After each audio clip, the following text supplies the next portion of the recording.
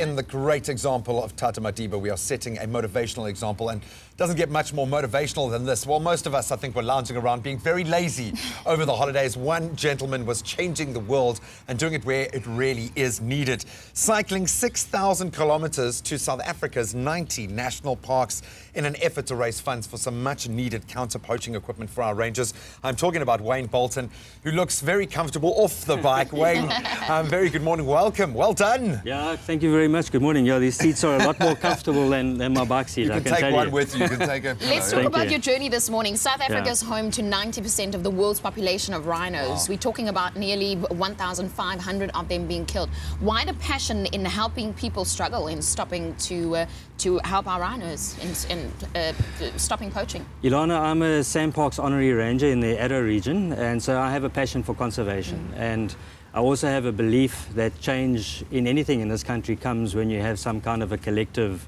action. And you know, we hope that we can draw attention of the conservation issues like rhino poaching.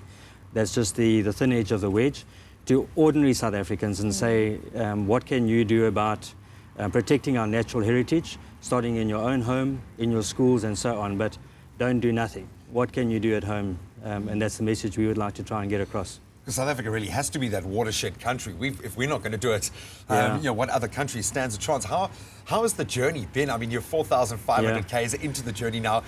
Surely you must have needed a little help along the way. This is quite an undertaking. Yeah, Graham, I think one of the fantastic elements of this story, the One Land Love It expedition, is that we're a family doing something, and a very ordinary family, I might add. Oh, please. So my parents, Val and Dave, and my wife's father, Martin, are on the support team. They're in their 70s. My wife is heading the support team, Nikki, and our kids, Daniel and Laura, who are 22 and 19, are cycling various legs with us as well. Brilliant. A friend Melissa and my younger brother Dale, who's a doctor, he's acting as the expedition doctor.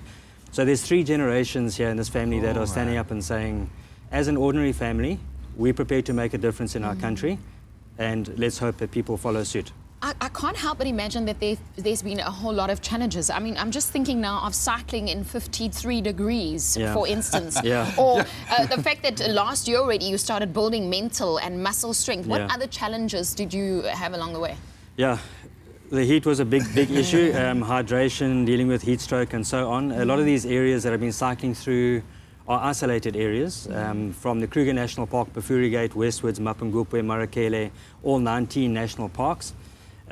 So lots of very, very quiet roads without water, without places to stay, and traffic has been a major issue in the cities. So coming out of the arid parks, where I've done about 480 Ks of corrugations as well, so my bum's feeling that one. A lot of dust, But and then suddenly hitting the cities, you realize that people are not really aware of cyclists. So I've had some close shaves through Joburg and also coming into Cape Town. So it's risky, actually, cycling through a city. So well, you're doing layers of awareness.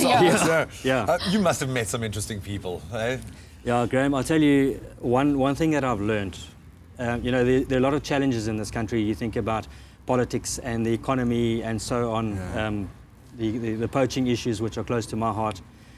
But I've realized on this trip that there are good people in this country, and enough good people to make a difference. So, you know, they've accommodated us wherever we've gone. They've helped us wherever we've gone.